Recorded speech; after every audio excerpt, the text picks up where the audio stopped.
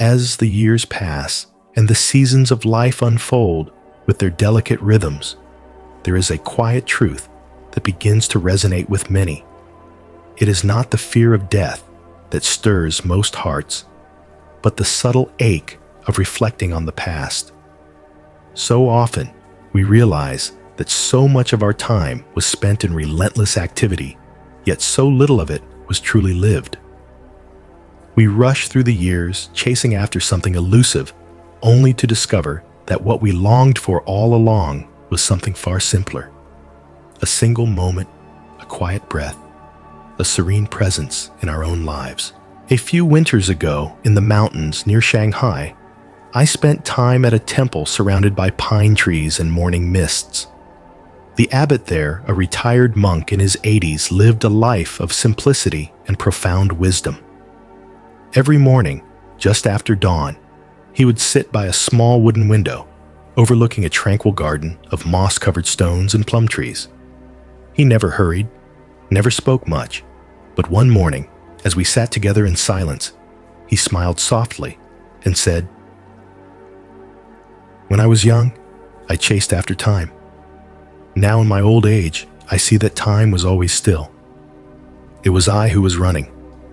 There was no regret in his voice, but rather a deep reverence, a gentle wisdom that arises not from books or teachings, but from fully living in the quiet moments that most people overlook. What he discovered, and what many of us fail to realize, is that the richness of life is not found in the number of years we live, but in the depth of our presence within those years. As we age, we often feel time slipping through our fingers. Days seem to pass more quickly, and before we know it, the year ends without us even realizing how it arrived. We tell ourselves, "Someday I'll rest. Someday I'll slow down. Someday I'll truly begin living." But the word someday can be dangerous. It whispers comfort while quietly robbing us of our most precious gift, the present moment. The Buddha once said, "The trouble is you think you have time." In those few words, he was not trying to scare us, but to awaken us, to remind us that time is not something we possess, but something we are entrusted with. It flows through us like a river, never to be captured, only to be experienced. In this video, we will take a gentle journey through 13 reflections grounded in Buddhist teachings, life experience, and heartfelt stories on how to spend our time wisely, especially in the later seasons of life. Each reflection touches upon different aspects of our human experience, focusing on how we prioritize our time. In this video, we will reflect on relationships, creativity, inner peace, and more. Because this video is longer than most, you'll find a detailed list of chapters along with their timestamps in the description below. Whether you wish to embark on the entire journey now or revisit a specific topic later that resonates with you, you'll always know where to begin again. So, if you're watching this now, perhaps with a warm cup of tea in hand, I invite you to slow down with me. Let go of urgency. Take a deep breath. Remember, you are not behind, you are not late. You are right on time to begin again. Let us begin. As we age, something peculiar happens to us. When we were children, a single summer felt like an eternity. The days seemed endless, stretching slowly, like golden sunlight across the floor. Even the smallest moments, a family picnic, a bike ride, the sound of cicadas on a warm evening, seemed to linger, etching themselves deeply into our memory. But now, it feels as if the months disappear in an instant. Years pass by, as though they were mere chapters in a book we barely had time to read. Why is that what has changed? The Buddha taught that everything is impermanent. Yet he also taught us that our perception of reality is often an illusion shaped by the restless mind. Time, as we experience it, is not a fixed river, but a feeling, a sensation, intimately tied to our awareness. The more present we are in a moment, the longer and fuller it feels. But when our lives become distracted routine, or mindless time slips away unnoticed, like water flowing through cupped hands. I once met an elderly woman named Clara during a weekend retreat in Oregon. She was 78, had raised 4 children, outlived her husband, and volunteered twice a week at a local library. Her life was full, but something she said struck me deeply. As we sat under a maple tree sipping tea, she looked out over a quiet lake and whispered, "I don't remember most of my life, not because I didn't live it, but because I wasn't really there." That moment stayed with me. Clara's experience is more common than we realize. As adults, our days become predictable. We wake up, make coffee, read the news, go about our tasks, errands, chores, conversations that barely skim the surface. The brain, ever efficient, stops recording these repetitive patterns. Neurologically, when the mind encounters something new, it pays attention, but when the mind recognizes a familiar loop, it tunes out. This is why time seems to slow down when we're traveling, falling in love, or learning something new. Our awareness is heightened. But routine, especially in old age, has the opposite effect, making time collapse. From a Buddhist perspective, this is what we call time blindness, a kind of spiritual drowsiness. We may be moving through life, but we're not truly present. The Buddha encouraged his disciples to cultivate sati, or mindfulness, not just in meditation, but in every aspect of life. He once said, "Do not dwell in the past. Do not dream of the future. Concentrate the mind on the present moment." It sounds simple, but living in the present requires effort, gentle, compassionate effort. It's not about making grand changes. It's about waking up to what is already here.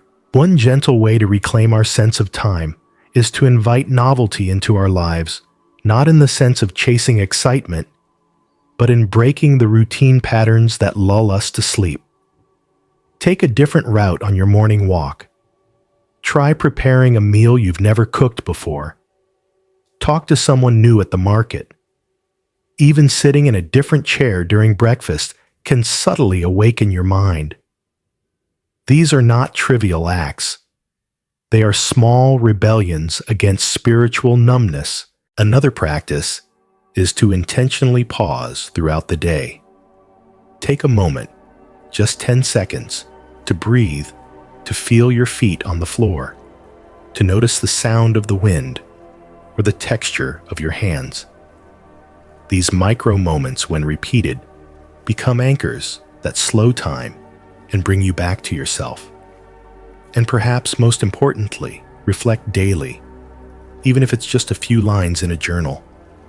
Writing down what you felt, saw, or learned helps your mind store the day as meaningful. As one Zen master said, a day without reflection is like a meal without salt. In the end, the illusion is not that time is moving fast, but that we believe we are powerless to slow it. Through mindfulness, through awareness, we touch eternity in a single breath. Time is not something we chase. It is something we awaken to. There's a curious moment that tends to arrive quietly somewhere in the second half of life. It doesn't come with fanfare, nor does it demand immediate action, but it lingers like a shadow on a long afternoon.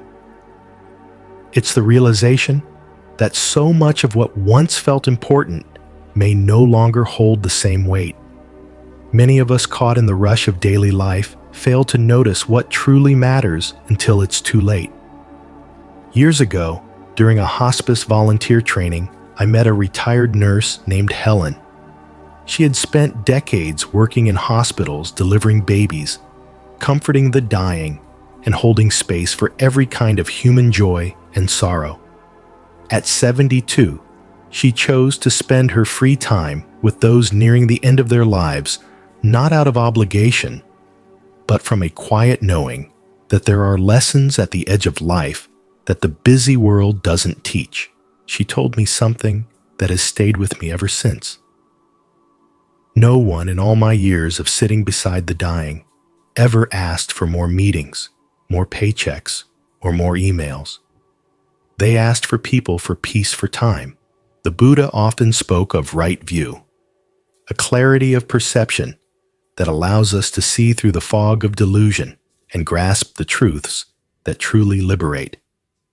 One such truth is this: not all tasks are equal, and not everything that demands your attention deserves it.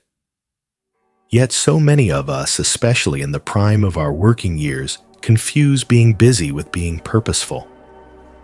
We fill our days not with meaning, but with motion. We convince ourselves that urgency equals importance, but here's the catch: time has its own quiet way of revealing truth. It's not until we look back, sometimes decades later, that we realize the cost of those choices.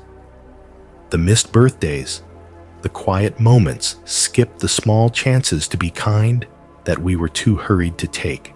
In Buddhist teaching, there is a practice known as the 5 recollections, or Pankananasati. Among them is this profound reminder: I am subject to aging. There is no way to escape it. I am subject to death.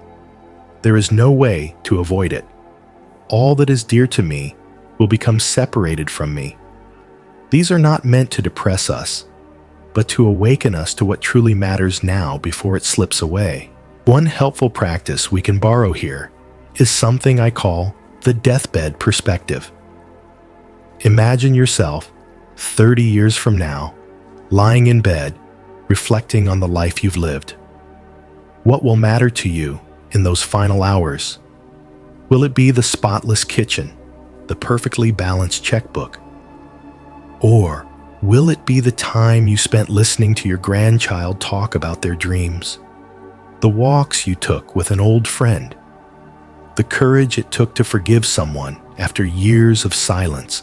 The truth is, clarity often comes in stillness, but in our modern world, we rarely slow down long enough to truly feel what matters. That's why, as we grow older, we must learn to choose with intention. We must become guardians of our own attention. Here's a small practice you can try every morning before the noise of the day begins. Sit with a pen and paper and ask yourself, what would truly matter today if this were my last? Don't overthink it. Just write what comes to your heart. Then let those answers, not your calendar or to-do list, guide your next steps. The Buddha once said, "Your work is to discover your work, and then with all your heart, give yourself to it." He wasn't speaking only of employment. He was speaking of dharma, your soul's true calling. That may be raising a garden, helping someone heal, or simply sitting quietly, watching the sunrise, knowing that you are still here, still breathing, still able to love. Because in the end, what truly matters is not how much we did, but how deeply we lived. Not how full our schedule was, but how full our hearts became. And the beautiful truth is, it's never too late to begin living that way right now. Part 3. Relationships as Sacred Grounds. There's a certain quiet that fills the room when someone over 70 speaks of old friends, not in the noisy way that youth speaks of crowds and parties, but in the kind of hush that comes when memories feel too tender to share aloud. You'll often hear something like, "We lost touch," or "I wonder how they're doing these days." And sometimes, "I wish I'd said more before it was too late." In a small Buddhist community near San Jose, I once met a man named Roy. He was in his mid-80s, tall and soft-spoken, with a gentle shake in his hands that time had gifted him. During a group reflection on forgiveness, he opened up haltingly at first about a brother he hadn't spoken to in over 30 years. A fight over something trivial, long since forgotten in detail, but not in feeling, had severed the tie. Yet not a single week passed without Roy thinking of him. I've written him letters. He said his eyes wet, but unwavering, but I never had the courage to send them. There is a profound teaching in Buddhism. Hatred does not cease by hatred, but only by love. This is the eternal law. In that moment, you could see Roy wrestling not just with regret, but with something more subtle, grief for a relationship that was still alive, but can still be found in the acceptance of what was and what can no longer be. So many of us carry invisible cords tied to others, some warm, some tangled, and some frayed beyond recognition. As we grow older, the weight of these relationships, both the spoken and the unsaid, the presence and the absence, begins to shape us in ways that are hard to name. For some, it's the sweetness of a decades-long marriage tender, even in silence. For others, it's the ache of a friendship, lost not to death but to distance.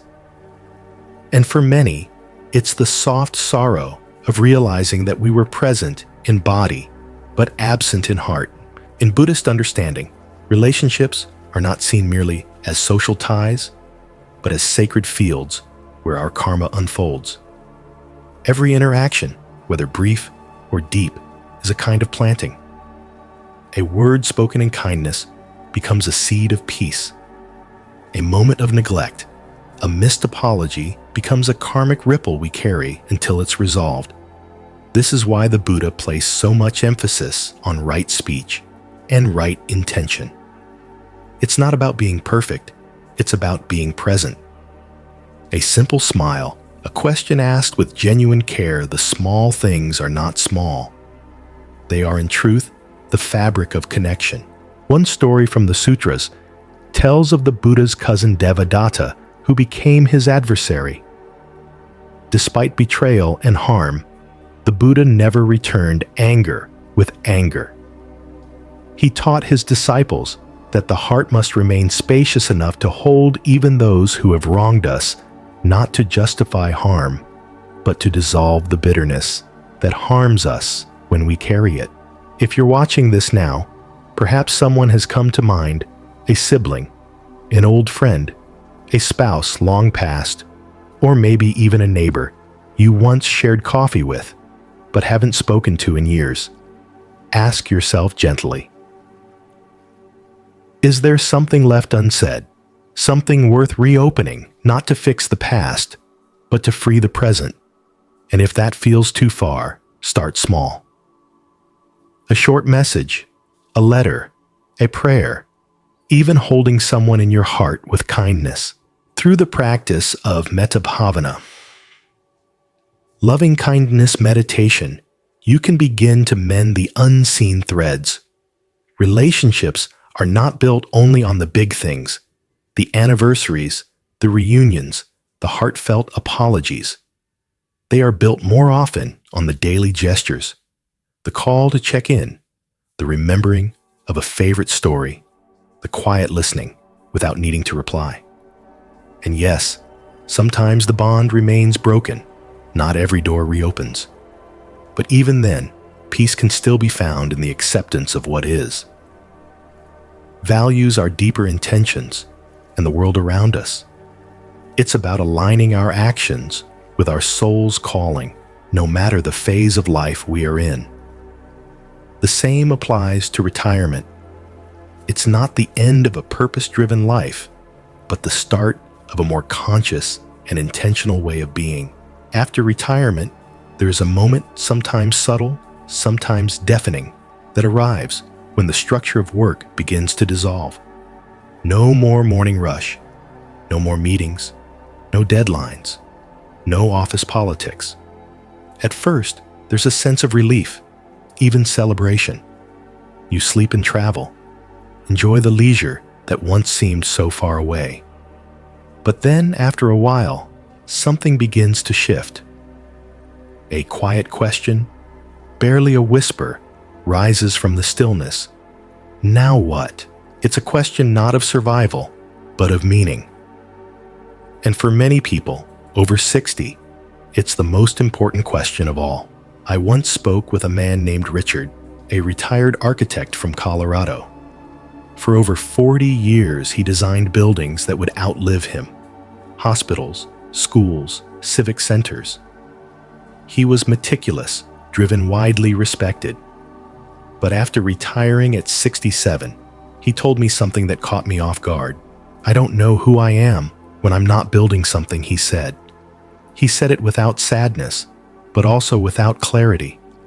He wasn't lost, exactly just untethered, like a ship that had left the harbor, but hadn't yet set its course. He didn't miss the work, not really. He missed the purpose. In Buddhism, there is a concept called sankhara formations of the mind patterns, of doing, becoming, achieving. These formations, if left unchecked, can run our lives without ever asking us if they still serve us. Retirement, in this light, isn't the end of purpose. It's the beginning of conscious purpose, a new chance to turn inward to meet ourselves, not as workers, parents, providers, or achievers, but as human beings with something still beautiful to offer. The Buddha taught that right livelihood is not just about earning income, but about living in harmony with the back stiffens more easily, and the mornings take a little longer to warm up. Yet with each passing year, the body reveals new truths, not just about its limits, but also about its wisdom. We are taught from a young age to push through, to conquer, to achieve. But as we grow older, we learn that true strength comes not from pushing beyond our capacity, but from honoring what the body needs, listening to its quiet calls, and responding with compassion. In Buddhism, the body is seen as an impermanent vessel, constantly changing, constantly subject to aging, illness, and ultimately death.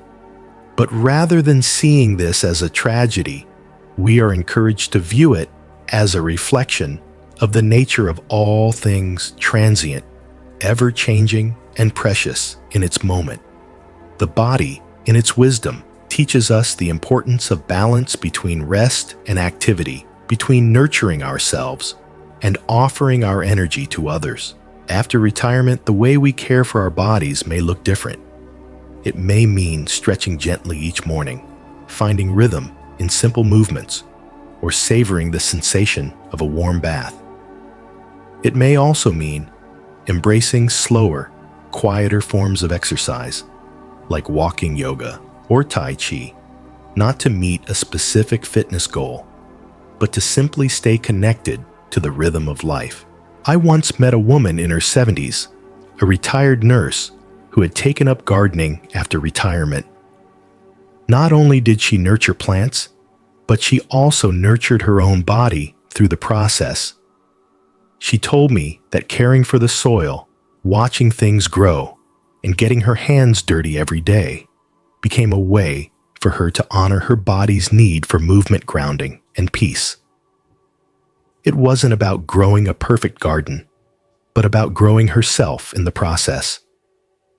She said, "Every seed I plant is a prayer for health, for peace, and for balance." True health as we age is not just physical, it's mental, emotional, and spiritual. Compassion for the body means acknowledging its needs without judgment. It means listening when it tells us to slow down, to rest, to take a break. It also means celebrating the moments when our bodies can still move with ease, when we feel energy rise with a deep breath, or when we stretch into the warmth of the sun. In the Buddha's teachings, compassion is extended not just to others, but to ourselves. Just as we would show kindness to a loved one who is ill or struggling, we must show that same kindness to ourselves. We must be gentle with our bodies, understanding that they have carried us through many years and continue to be a vehicle for the heart's deeper purpose. So as you reflect on your health energy and body in this stage of life, ask yourself, how can I offer compassion to myself today?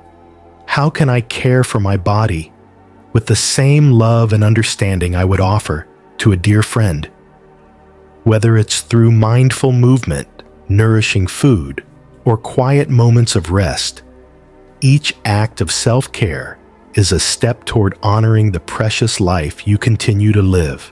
In the end, our bodies may not be as strong as they once were, but they carry us through each day with remarkable resilience. And it is in honoring them with gentleness and gratitude that we find the true power of health, body, mind, and spirit, gently, more consciously. The body, in its wisdom, teaches us to be present, not just for the grand moments, but for the quiet, everyday ones. When we allow ourselves to listen deeply to our body's signals, we discover that it is not an adversary, but a partner in this journey of life. In the morning, the back hums with quiet reminders. When we rise from a chair, even a gentle walk can feel like a meditation in patience. Rather than seeing these changes as betrayals, what if we learn to see them as invitations? Gentle nudges from the body, asking us to slow down to listen to care. In Buddhist thought, the body is not an obstacle on the path. It is the first foundation of mindfulness. Kaya Vipassana. Body contemplation, as it is called in the Satipatthana Sutta, is the practice of watching the body not with judgment, but with a loving awareness that says, I see you, old friend. I thank you for carrying me. I once met a woman named Grace at a mindfulness retreat in Northern California. She was 74 and recovering from hip surgery. For most of her life, she had been fiercely independent, hiking, dancing, even teaching yoga. But after her surgery, she told me she began to feel like a stranger in her own body. I felt betrayed, she said softly, like my body had decided to move on without telling me. And yet, as the retreat went on, I watched Grace do something extraordinary. She began to befriend her body again. Every step with her cane became a lesson in presence. Every breath a prayer. One morning, during walking meditation, she turned to me with tears in her eyes and said I thought I needed to get strong again. But maybe what I really needed was to get kind. That shift from performance to compassion is at the heart of Buddhist practice. The Buddha taught us to treat our bodies not as machines to be pushed, but as temples, temporary, fragile, yet profoundly sacred. The vessel through which we experience this life. And when we stop resisting its aging, something beautiful happens. We start to listen. When was the last time you asked your body what it needed rather than telling it what to do? So often, we treat fatigue like a weakness. We wear exhaustion like a badge of honor. We ignore pain, silence our hunger, override our natural rhythms in the name of productivity or obligation. But after 60, the body begins to whisper more clearly. It asks not for control, but for care. Not for punishment, but for presence. A Buddhist elder once said, the body is our first teacher. It teaches us impermanence every day. And indeed, the wrinkles, the slower movements, the forgotten names, they are not signs of failure. They are signs that the world is asking us to live more slowly, more gently, more consciously. The body's wisdom is a reminder that we must make room for rest, for mindfulness, for self-compassion. It invites us to honor our journey not through struggle, but through acceptance, and gentle care, and how to be more open-hearted with myself. He paused for a moment and then added, "Learning is a lifelong journey, not a destination." In our culture, there's a quiet misconception that learning is something reserved for the young, that it's a process with an endpoint, a finish line perhaps marked by graduation caps or career milestones. But the truth is, the deepest learning begins only when the pressure to achieve fades, and what remains is pure, heartfelt curiosity. More often than not, it happens later in life when we are finally free from the noise of expectation and are left with the space to simply be. I remember attending a Dharma talk at a small sangha in New Mexico. The teacher, a 92-year-old lay practitioner named Samuel, opened the session not with a sermon, but with a question. "What are you learning these days?" he asked, scanning the room slowly. Some people chuckled politely, thinking it rhetorical, but he repeated it this time softer. "I'm serious. What are you still learning?" When no one responded right away, he smiled and said, "I'm learning how to be gentle with my fear and how to be more open-hearted with myself." Samuel's words were a reminder that learning is not just about acquiring new information or skills. It's about deepening our understanding of ourselves and the world around us. As we grow older, we may find that the lessons we seek are not necessarily about mastering external challenges, but about embracing internal growth, learning how to navigate fear, cultivating compassion, and finding peace in the present moment. Later in life, the pursuit of wisdom becomes less about striving for achievement and more about sharing what we've learned. We become stewards of the wisdom that has accumulated over the years, not in the form of knowledge to be passed down, but as life experiences to be shared. Whether through stories, teachings, or simple acts of kindness, we contribute to the world by being a source of understanding and presence for others. In Buddhist practice, this is known as the sharing of Dharma, the wisdom of life that transcends individual experience and offers universal truth.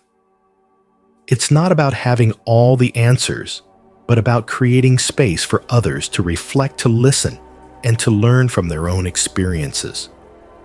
Each person we encounter has their own wisdom to offer. And as we age, we become more attuned to the interconnectedness of all beings.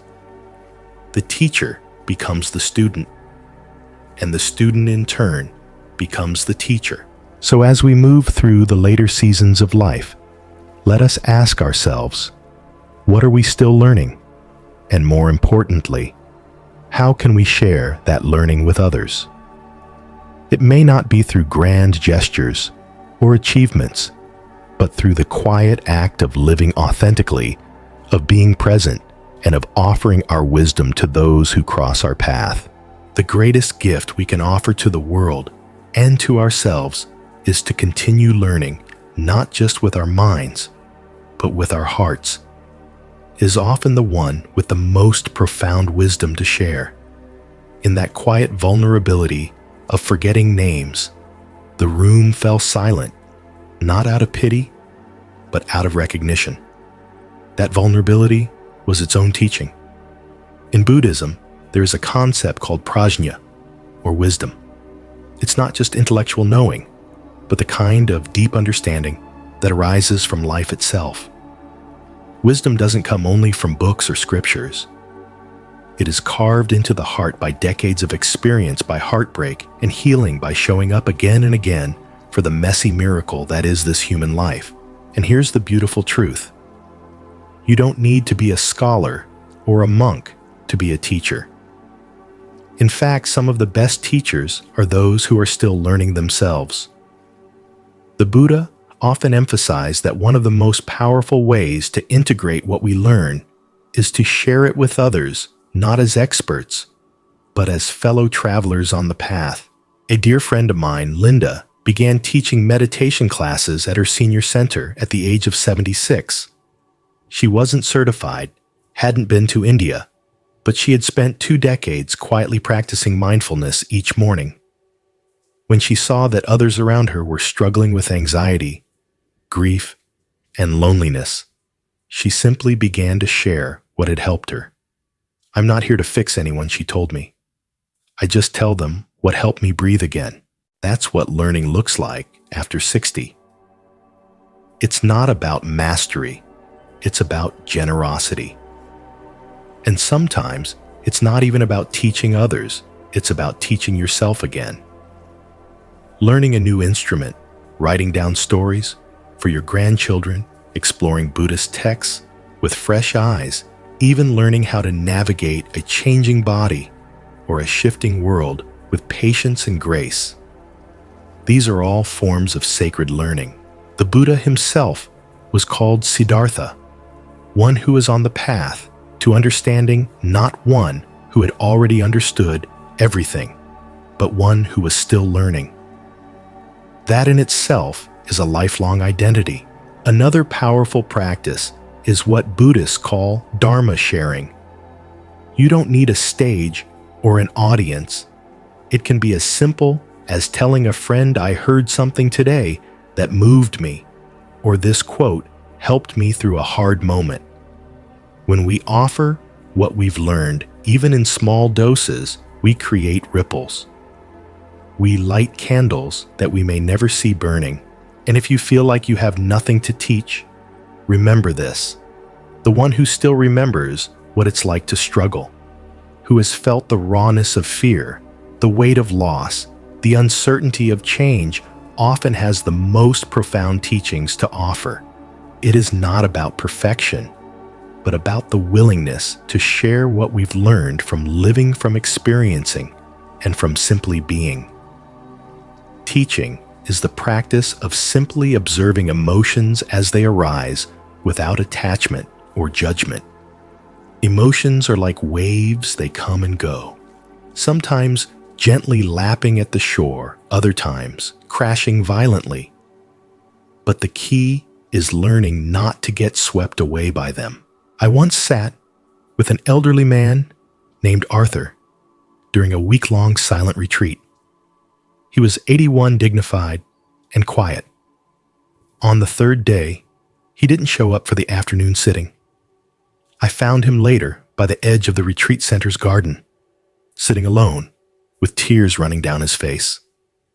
When I gently asked if he was all right, he shook his head. "I just remembered something cruel I said to my wife 40 years ago," he whispered. "It just came back." The past, as we know, does not stay buried. Emotions, even those we thought long resolved, can resurface without warning, like letters delivered late by time itself. And when they do, we are offered a sacred opportunity not to judge ourselves, not to suppress the feeling, but to meet it with presence. In the Buddhist tradition, emotions are not enemies to be defeated. They are visitors, citta-vithi, mind moments that arise due to causes and conditions. The Buddha taught that most strong emotions, like anger or fear, have a physiological lifespan of just 90 seconds. If we don't feed them with stories, resistance, or rumination, they pass on their own. This is a powerful insight. The first wave of emotion may be beyond our control, but what happens next, that's where our freedom begins. One of the most beautiful practices in Buddhist teachings is simply observing our emotions without clinging to them. This practice teaches us that while we cannot control the first spark of emotion, we can choose how we respond to it. By sitting with the feeling, noticing it without judgment, we allow it to move through us without getting stuck. The key is not to run from the emotion, but to welcome it with a gentle, mindful awareness that says, "I see you. I hear you. I am here with you." This is the path to peace in the storm of emotions. It is not the absence of emotion that brings peace, but our ability to navigate through them with grace and awareness. As we grow older, we may find that we experience the full range of human emotions: grief, joy, fear, love, just as intensely as we ever did. But what changes is how we relate to them. Rather than fighting our emotions or trying to repress them, we begin to see them as part of the natural flow of life. They are not permanent. They are temporary visitors. In those moments when you feel overwhelmed by emotion, remember this: you do not have to be swept away. You are the observer, not the servant of your emotions. Through mindfulness and compassion, we can find peace in the midst of the storm. Run from it. Peace is not the absence of emotions or turmoil. It is the ability to stay grounded, to find your center amidst the winds of change. Emotions, though powerful and at times overwhelming, are not enemies. They are the fabric of our human experience, each one a messenger bringing insights about our inner landscape. In mindfulness practice, the acronym RAIN, created by teacher Tara Brach, offers a beautiful way to work with emotions.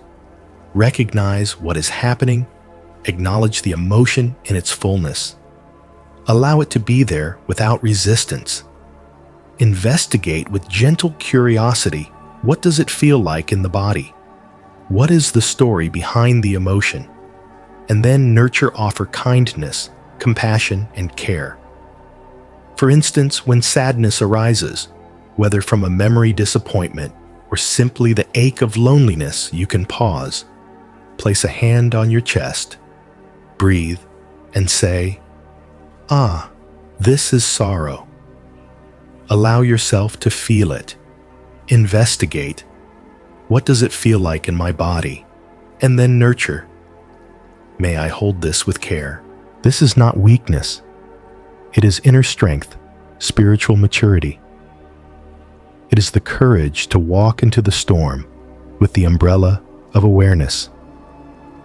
The Buddha himself was never afraid to show emotion. He grieved the death of his disciples. He comforted the sick with tenderness. And he told Ananda, his faithful attendant, that loving others deeply is not a distraction from the path, it is the path. Yet we live in a world that often tells us to get over it, to stay strong, to keep moving. But what if true strength isn't in pushing feelings away, but in holding them gently, like a crying child? I remember a woman in her 60s once saying to me, "I spent my whole life trying not to feel too much. Now I just let myself feel everything, and strangely, I've never been more at peace." There was something deeply liberating in her face, not the absence of pain, but the absence of resistance.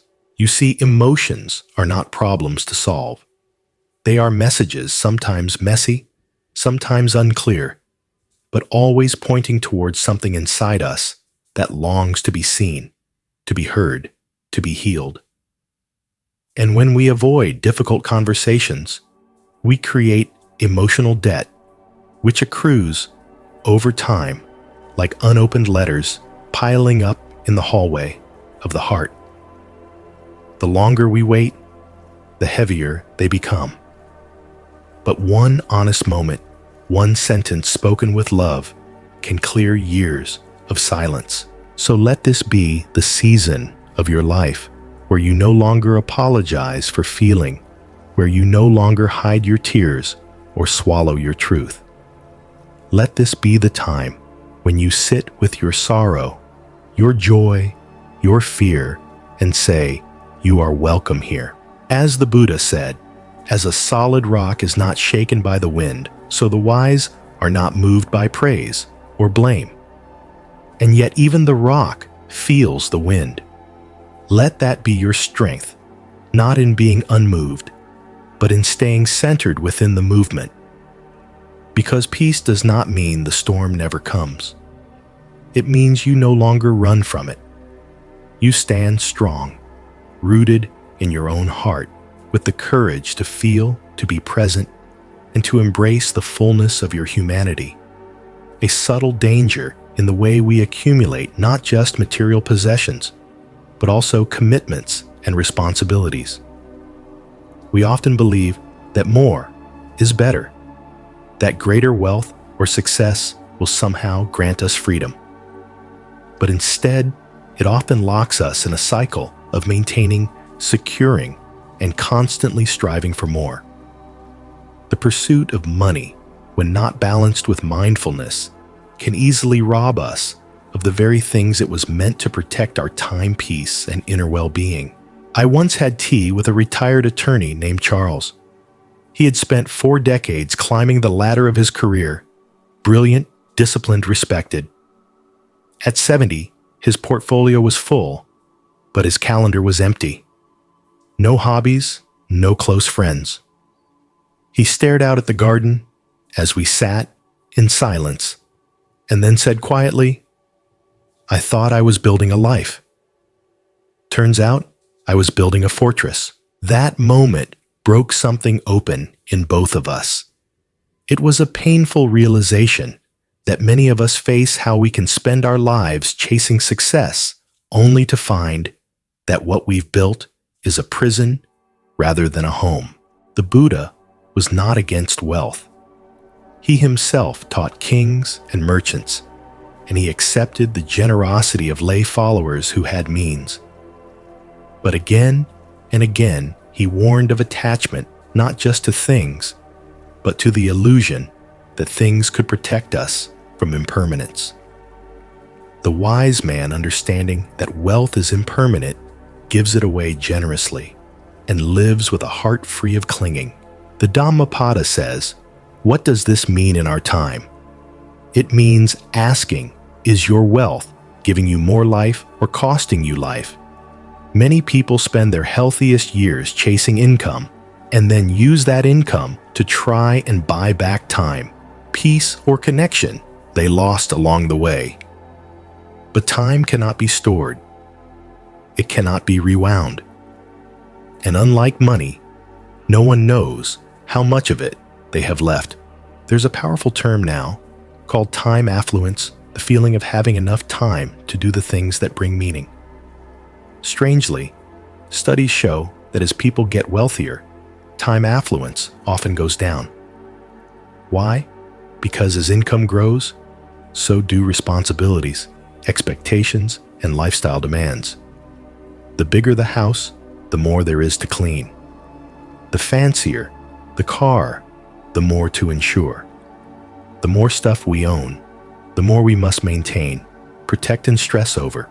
A Buddhist monk once told me, "Every object you buy also buys a portion of your attention." Be careful what you purchase with your peace. This is an important reminder. Every possession, every responsibility comes with its own demand for attention and energy. The more we accumulate, the less freedom we often feel we have. The real wealth lies not in the things we own or the money we accumulate, but in the time we have, the peace we cultivate, and the connections we nurture. True affluence is not measured in material goods, but in the richness of our experiences, our relationships, and the time we dedicate to what truly matters. In this life, it's important to ask ourselves, am I living for wealth or am I living for life?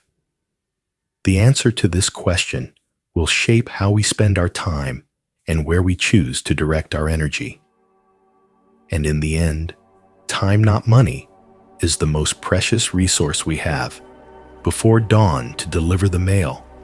After retiring, she found herself drawn to a quiet corner of her home, where she began to experiment with watercolor painting, something she had never tried before.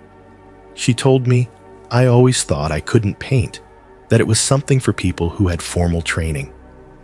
But now, with time on my hands, I've realized there's no right way to create. It's just about making something beautiful with the time I have left." Martha's story is a reflection of the quiet miracle that often occurs in the later chapters of life, a gentle resurgence of creativity. This creativity is not driven by ambition or deadlines, but by something deeper, more sacred, a desire to express, not to impress. It is the longing to shape beauty out of stillness, to give form to the inner world that time has shaped within us. Yet many people, after 60, have convinced themselves that this creative spark belongs to someone else. Painting is for the young, they think. Music is for professionals. Writing is for authors.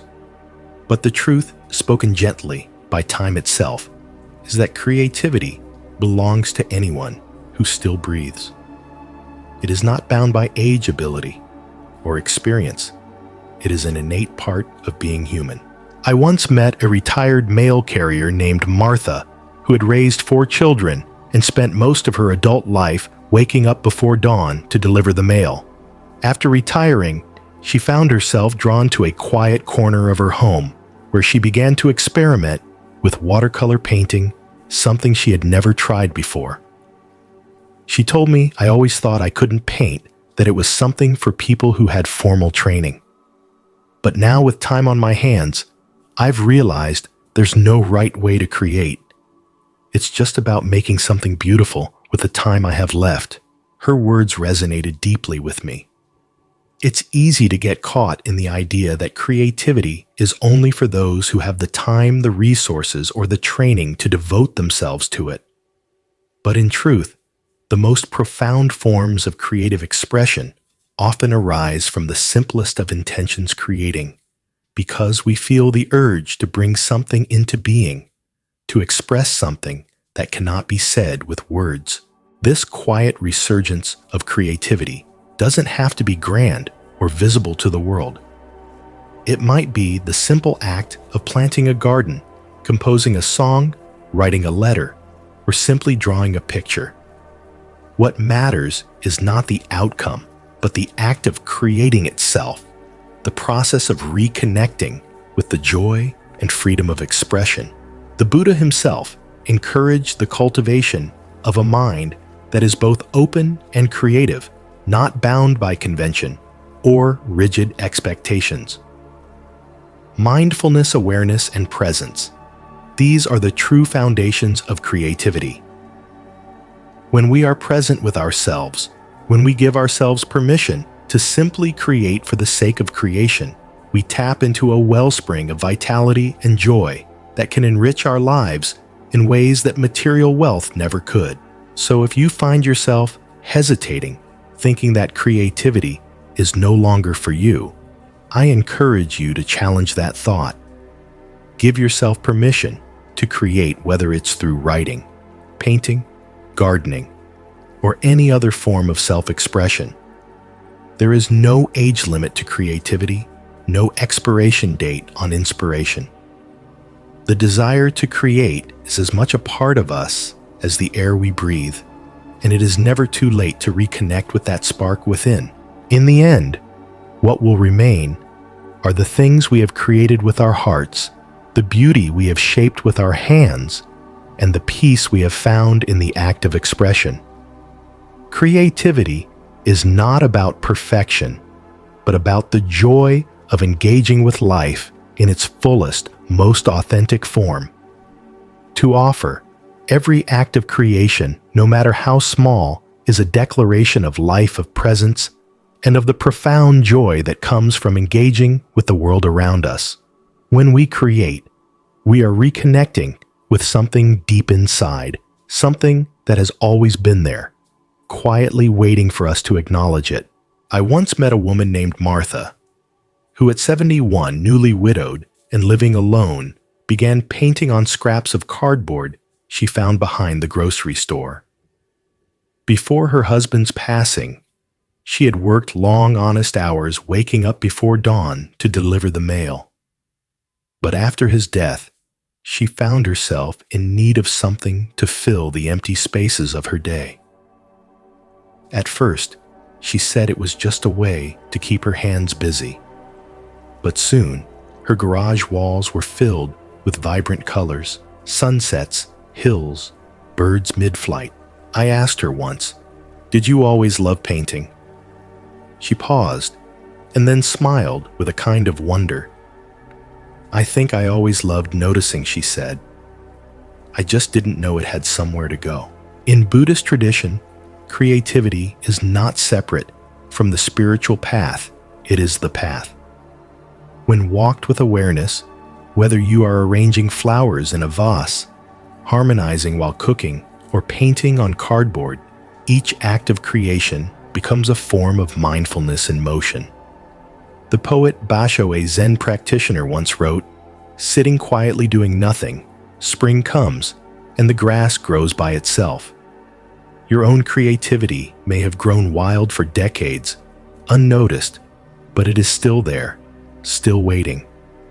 And the beauty of aging is that we finally have the space to tend it, to return to the forgotten instruments, the untold stories, the half-finished quilts, the poems written on napkins and tucked away, left unread.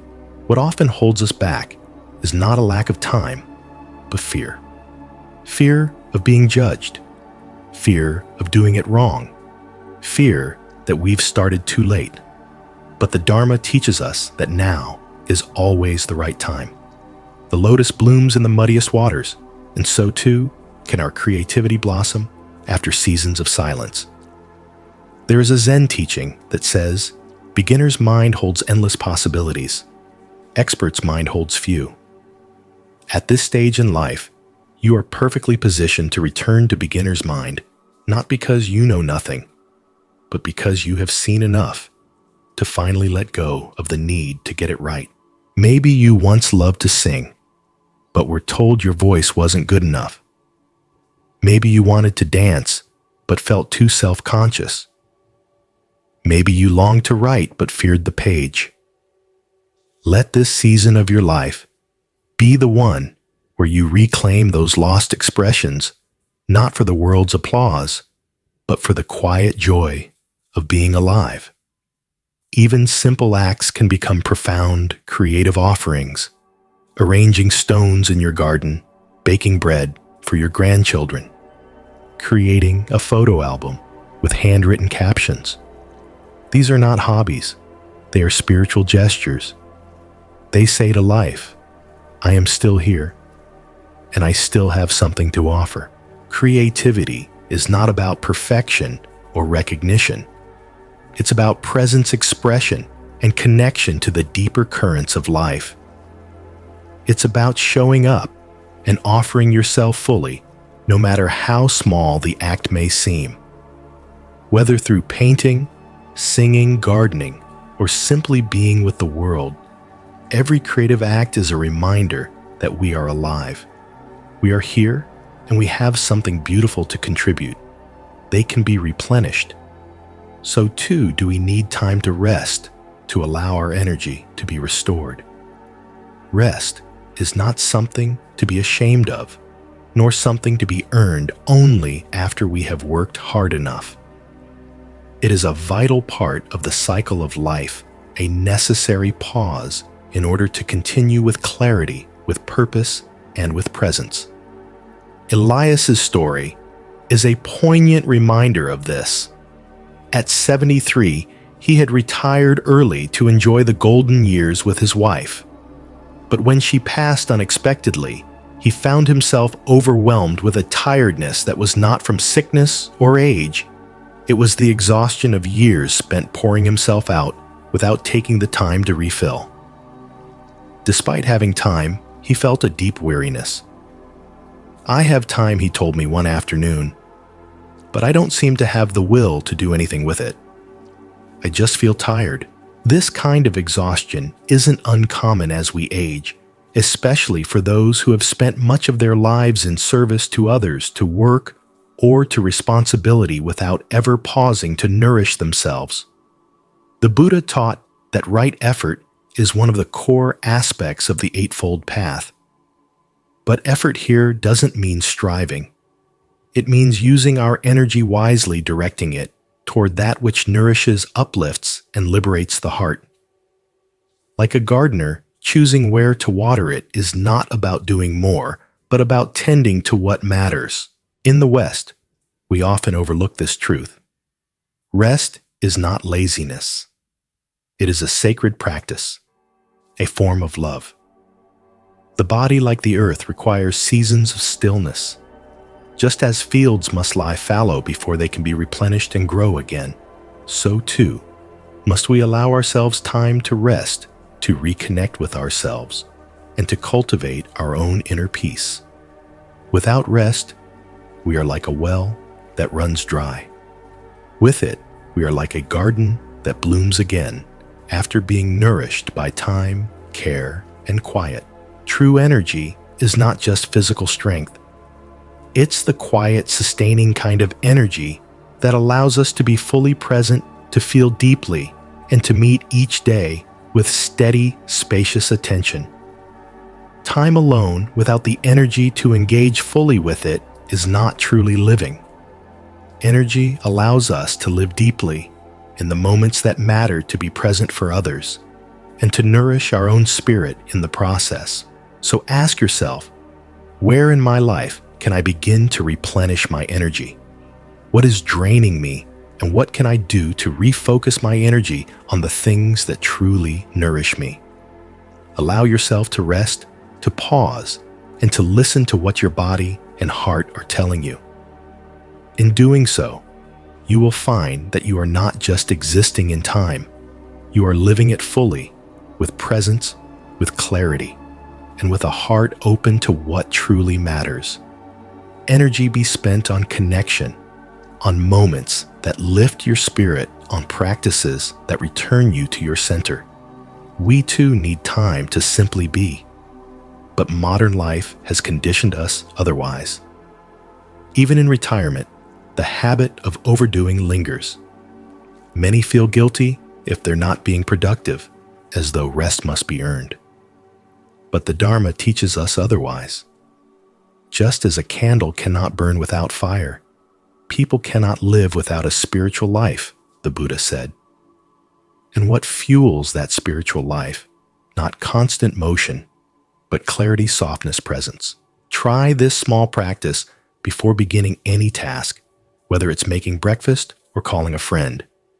Pause for a moment and ask yourself, does this give me life, or does it take it away? Notice your body's response. You'll feel it if you listen.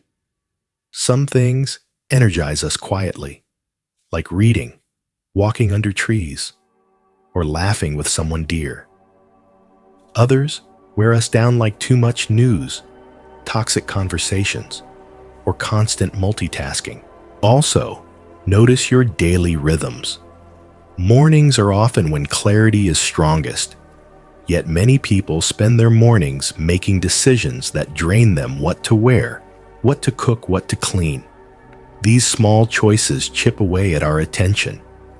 That's why monks wear the same robes every day, not for austerity, but to preserve energy for what matters most. This is the wisdom of decision simplicity, where what's comfortable, eat what nourishes, and make space for what truly lifts your spirit.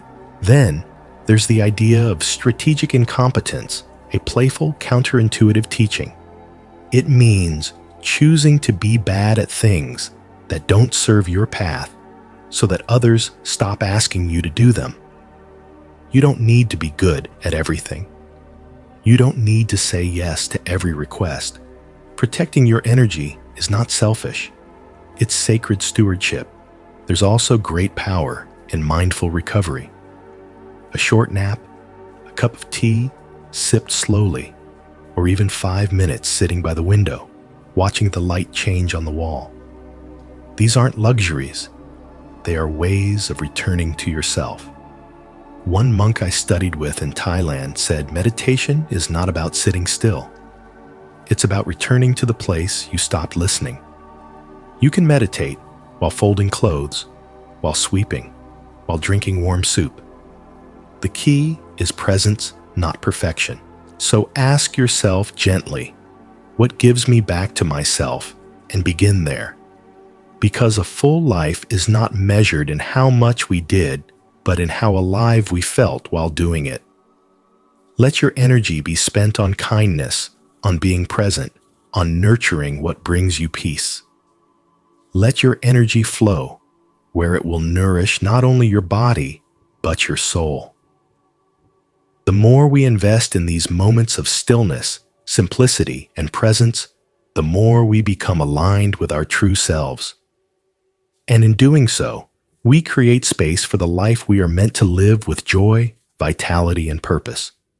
Just for help in moments of crisis, but for the everyday acts of connection that nourish our souls. Community is not just about proximity. It's about belonging. It's about being seen, being known, being remembered. I once visited a small Buddhist center in Vermont, tucked between tall pine trees and still lakes. The temple wasn't large, and neither was the crowd, just a handful of elders sitting on folding chairs sipping tea after meditation. There were no robes, no chanting that day, just gentle laughter, soft conversation, and the quiet beauty of belonging. One woman, Ruth, said to me with a smile, "I don't come here for the teachings, not really.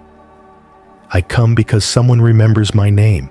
That simple sentence hit me like a bell, because community isn't just about proximity. It's about being seen. It's about knowing that someone notices when you're not there, that someone remembers your favorite tea, that someone asks how your hip is healing, not out of politeness, but because they genuinely care. In Buddhist tradition, Sangha, the community of practitioners, is considered one of the three jewels alongside the Buddha and the Dharma. That's how sacred community is. The Buddha once said, "Admirable friendship, admirable companionship, admirable camaraderie is actually the whole of the holy life." He understood that while wisdom can be cultivated in solitude, compassion is nourished in connection. But in modern society, especially in the West, independence is often mistaken for strength. We are taught to be self-sufficient, to age gracefully, without burdening others. And so many people suffer in silence, feeling that asking for company is somehow weak or worse, unwelcome. Yet the truth is, we need one another, not just in times of hardship, but in the everyday moments of life. Loneliness, especially the quiet kind, can be one of the most insidious feelings as we age. It doesn't always shout. It doesn't always make itself known to others. But it sits beside you at dinner. It lingers in your pores after you say, "I'm fine." And it becomes familiar, like an unwelcome guest that you never quite asked to leave. But we were never meant to walk this path alone. Even the Buddha, after attaining enlightenment beneath the Bodhi tree, didn't retreat into silence forever. He walked, he taught, he gathered a sangha, a community of monks, nuns, and lay people, not to worship him, but to support one another on the path toward liberation. So whether it's a tea shared with a friend, a visit to a meditation center, or simply checking in with someone who cares about you, remember that true strength lies in connection, in allowing yourself to be seen, and in showing up for others. Community is not just a group of people who are physically near you. It's those who make you feel that you matter, that you belong. And in those small, quiet moments of connection, we find the strength to walk this path with a lighter heart, knowing we are not alone. Keeps us from seeing things as they truly are. With time, we have the potential to clear this fog, but it requires intentionality, self-awareness, and an openness to seeing the truth of our own minds and hearts. One of the greatest gifts that time can offer is the opportunity for clear seeing. This doesn't happen overnight, nor is it a sudden insight. It's the gradual dawning of wisdom, much like the sunlight spilling across a quiet floor. This kind of clarity often comes not from learning more, but from seeing more clearly what was there all along, quietly waiting for us to notice. However, clarity is not guaranteed with age. It must be actively cultivated, or else we risk falling into old patterns, repeating the same mistakes, and continuing to make decisions from places of fear, habit, or past conditioning. The Buddha referred to this as moha delusion, a fog of misperception that clouds our judgment, making it harder for us to see things as they are. If we don't examine our experiences, we may continue to carry forward outdated fears and make choices based on assumptions that no longer serve us. True clarity comes when we begin to see ourselves clearly. This process doesn't just involve looking outward at the world, but also taking an honest, introspective look at our motivations, our desires, and our fears. When we cultivate this kind of clear seeing, we can make wiser decisions, not based on fear or conditioning, but on what serves our highest good, what is truly aligned with our values and purpose. The Buddha encouraged us to practice mindfulness, to slow down and observe our thoughts, emotions, and actions without judgment. This practice creates space for clarity to arise. And when we begin to make decisions from a place of clarity, we make choices that are grounded, intentional, and wise. So ask yourself gently, what patterns am I still carrying with me? What old fears or assumptions may be clouding my judgment? Reflect on how you might bring more clarity into your decision-making process. It could be as simple as taking a few moments each day to sit in stillness, to examine your thoughts, or to engage in practices that help you connect with your inner wisdom. In doing so, you will not only clear the fog of delusion, but open yourself to the wisdom that resides within you. With each decision made from a place of clarity, you move closer to the life you are truly meant to live, one where your choices are not driven by past patterns, but by a deep mindful awareness of what serves your highest good. By creating that sacred pause between stimulus and response. As the Buddha taught, most of our suffering arises not from what happens to us, but from our unexamined reactions. When we react impulsively based on emotions or conditioned thoughts, we often end up reinforcing patterns that cause us more distress. However, by cultivating vipassana, clear seeing, we can break free from these automatic responses and begin to make choices with more awareness and intention. I once spoke with a retired librarian named Janice, who described a moment that changed the way she made decisions. I used to react to everything she said. Someone would say something sharp, and I'd either shut down or bite back. I made choices based on emotion, not understanding. But now I pause. I ask myself, what is really true in this moment? And sometimes, what's true is not what I thought.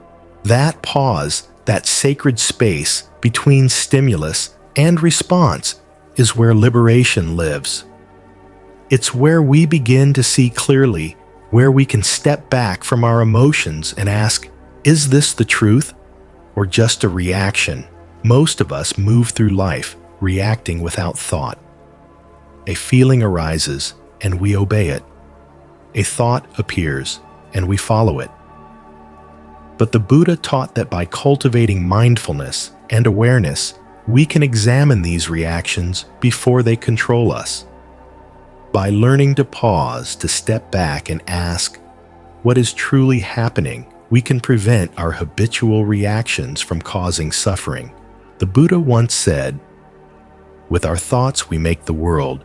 Speak or act with a pure mind, and happiness follows like a shadow that never leaves. This is why developing wise discernment is so essential, especially as we grow older. In the later years of life, many of our decisions are more internal than external. We may not be choosing careers anymore, but we are choosing where to place our attention. We may not be choosing how to respond to health challenges, how to relate to family, and how to spend the limited and precious energy we have each day. One powerful tool in Buddhist psychology is second-order thinking. It asks not just what happens if I do this, but what happens after that, and what are the ripple effects. For example, saying yes to something that feels polite in the moment, will that build resentment later? Avoiding a difficult conversation, will that create emotional debt over time? This type of thinking helps us make decisions that not only serve the immediate situation, but also the long-term well-being of our relationships and peace of mind. Another practice is called inverse thinking. Instead of asking, "How do I get peace?" you ask, "How am I contributing to my own restlessness?"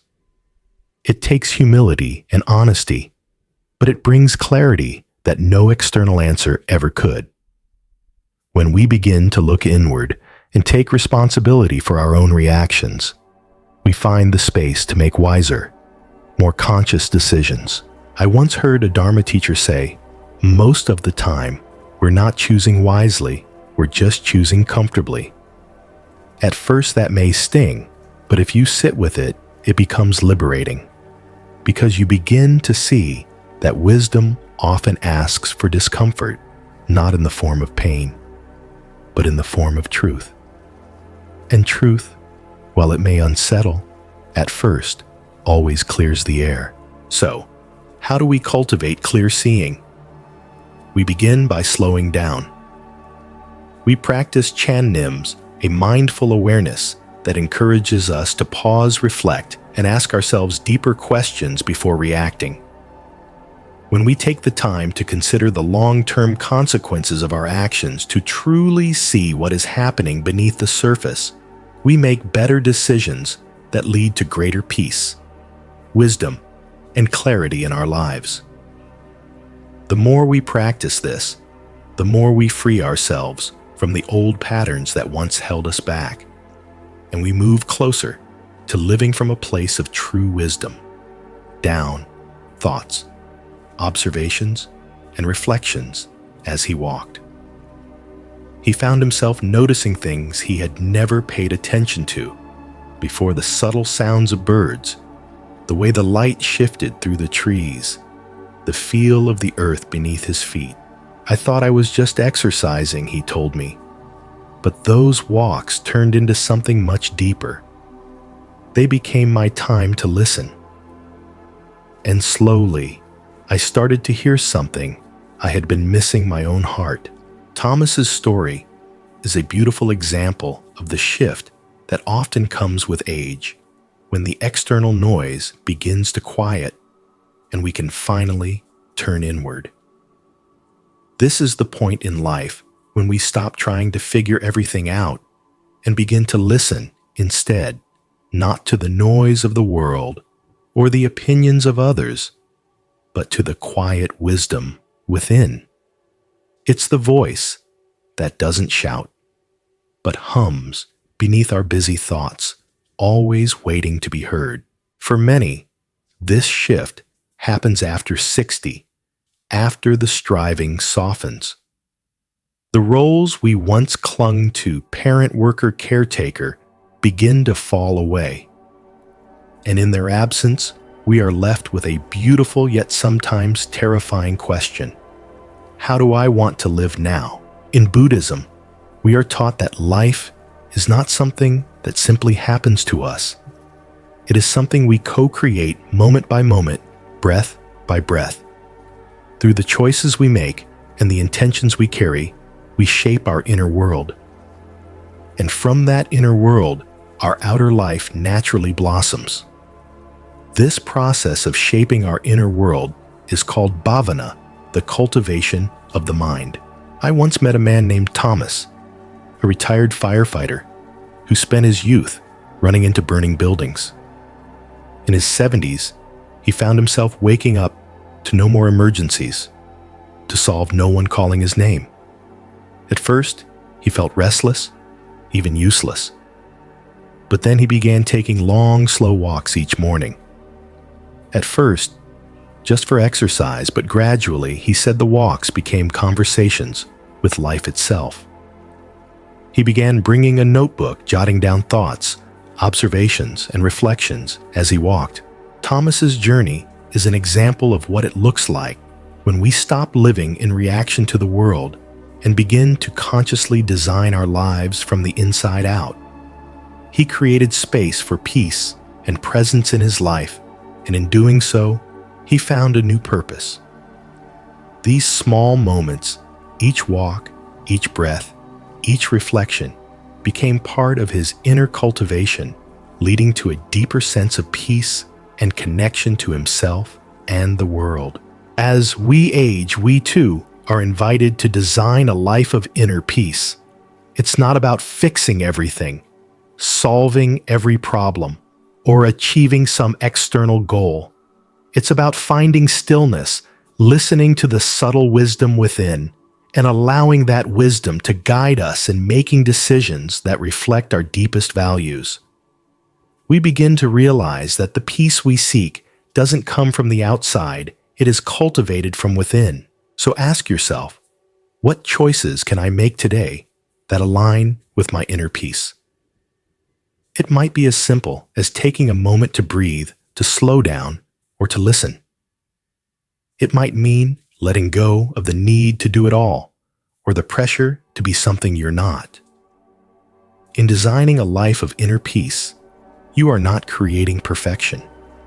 You are creating presence, a life that feels true to who you are now, not who you once were, or who you think you should be. In the end, a full life is not measured by external achievements, but by the depth of presence we bring to each moment. It's about living with intention, with care, and with the quiet understanding that peace is something we can choose every day. As Thomas discovered on his walks, it's in the simplest moments, when we pause and listen, that the richest wisdom arises. But like a collection of moments, lived with presence, with love, with honesty. When you look back, may you see the gentle way you moved through life, the quiet courage with which you embraced each moment, not as a burden to be managed, but as an opportunity to be fully alive. I used to put out fires, Thomas said, but now I light candles. This shift from reaction to reflection, from fixing to simply being, is what designing a life of peace looks like. But here's the key.